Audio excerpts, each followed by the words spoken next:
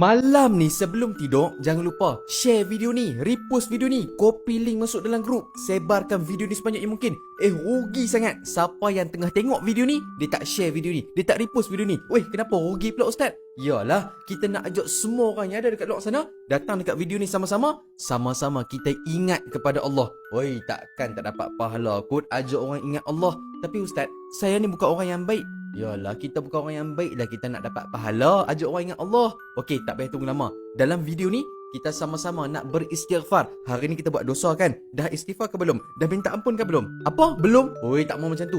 Jom sama-sama kita minta ampun daripada Allah sama-sama nah. 10 kali. Okey, ready? 1, 2, 3. Ikut sama-sama tau. Astaghfirullahalazim. Astaghfirullahalazim. Astaghfirullahalazim. Astaghfirullahalazim. Astaghfirullah. Astaghfirullah. Astaghfirullah. Astaghfirullah. Astaghfirullah. Astaghfirullah. Astaghfirullah. Astaghfirullah. Astaghfirullah. Oh, terlebih pula. Tak apalah, kita minta ampun daripada Allah.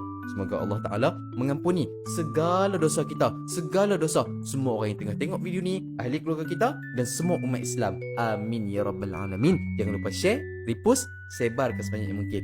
Mantap.